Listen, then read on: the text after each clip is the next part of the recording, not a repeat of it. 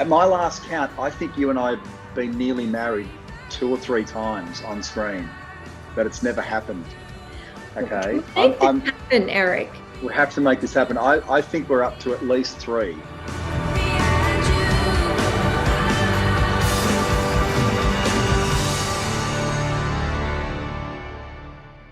So, Eric, hello. Hi there, Naomi. How are you? I'm all right. How are you? Very good to see you. I was very excited when they asked me to do this to get a chance to catch up. I hear that The Dry is #1 in the box office. Yeah, it's absolutely amazing. It really is. I mean, I guess it's what you sort of really hope for, when you set about the journey, but you don't think it's really going to be a reality. And so when it happens, and for it to happen with an Australian film, that it just feels like the public's just taken it under their wing and sort of run with it. So it just feels amazing. Yeah. So great. So great. Yeah. I mean, I'm so jealous that there's cinemas are even open to be able to have that experience and enjoy the collective experience with an audience. It's wonderful. And like you say, the fact that it's an Australian film that you shot there, it's so wonderful. And I think it's just been a bit of a perfect storm.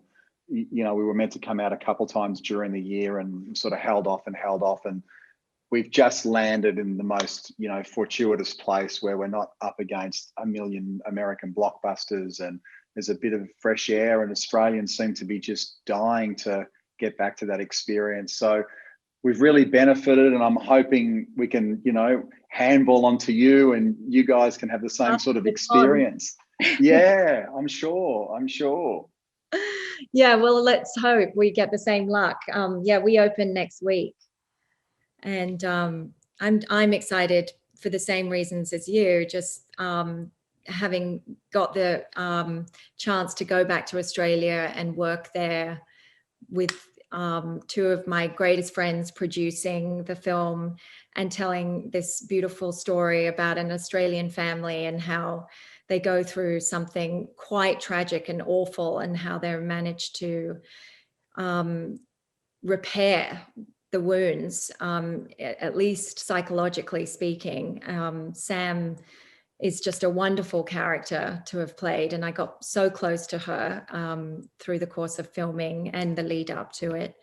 So I just hope this story, which is really about hope and resilience and family unity, I hope that it is received well in the cinemas too. I'm sure it will. It ticks so many boxes. It's such a beautiful story. Did you know about this just kind of widely because it was such a Northern Beaches story, or was it Bruna who brought the book to you? How did that come about?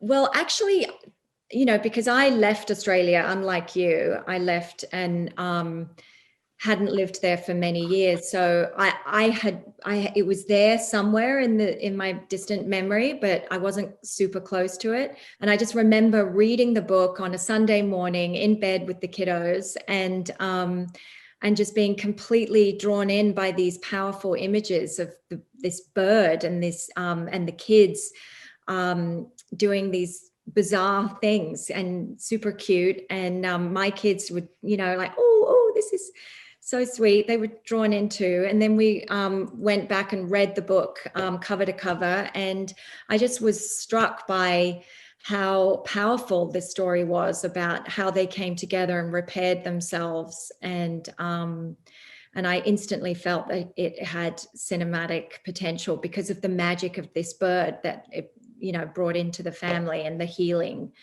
And that beautiful photographic work of Sam's husband, is it Cameron who did all the photography? What a beautiful record that was.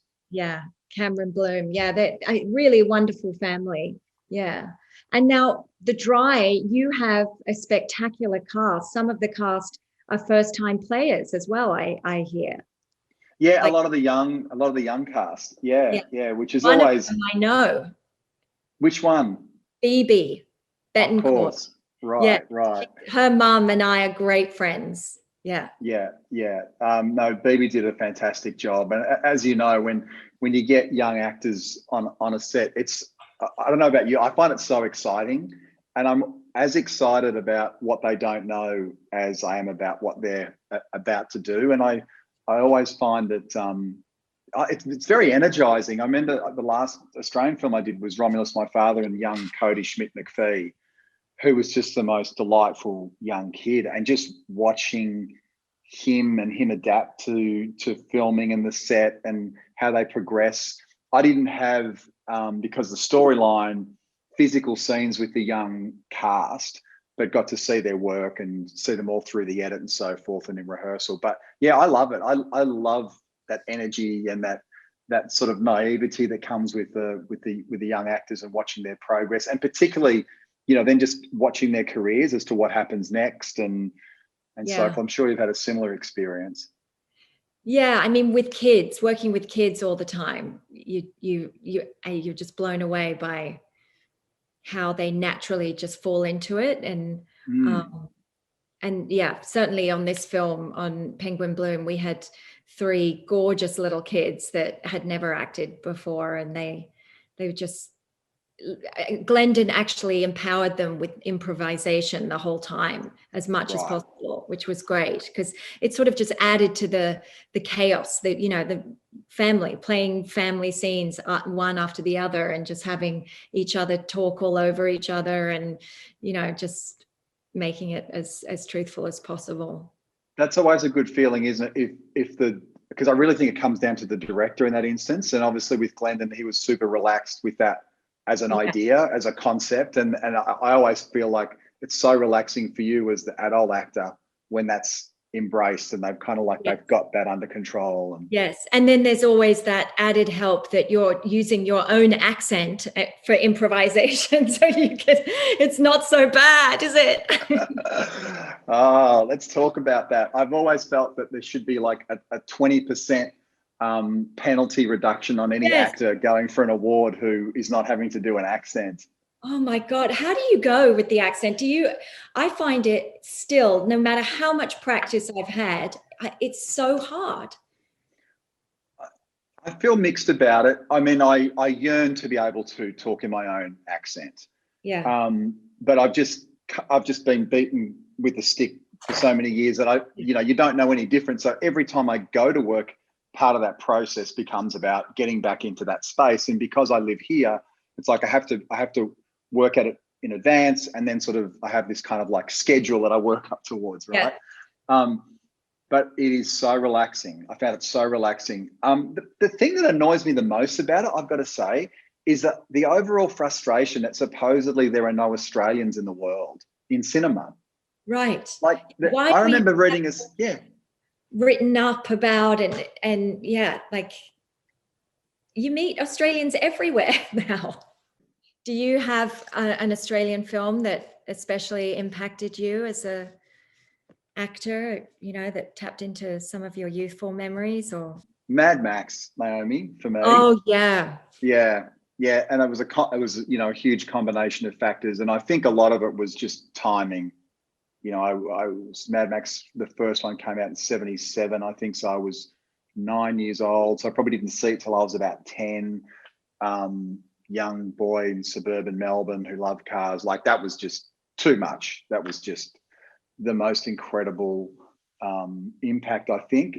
What about filmmakers, directors, Australian directors?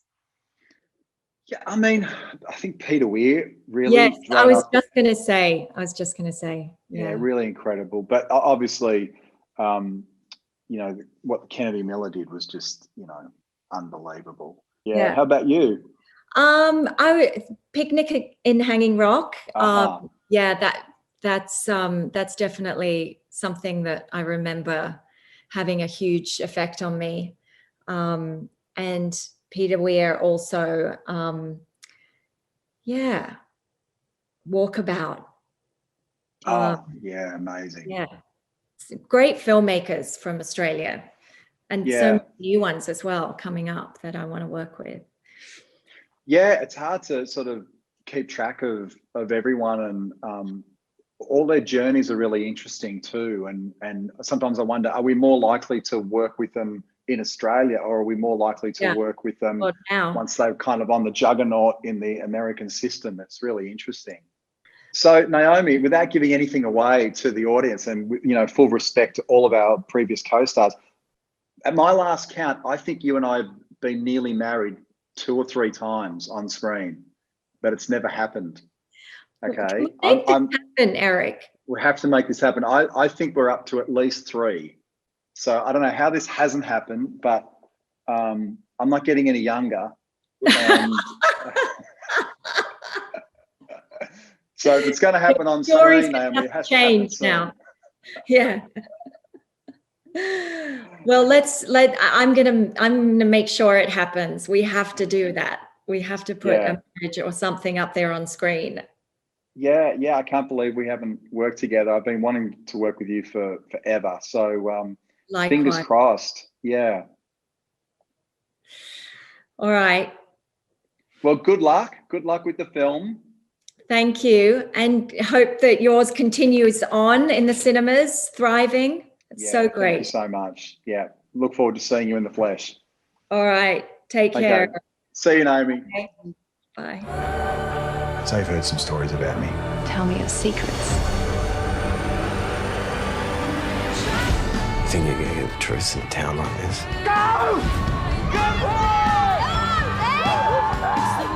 Whatever made you think you could change who you are? It was time to have a black company in Australia.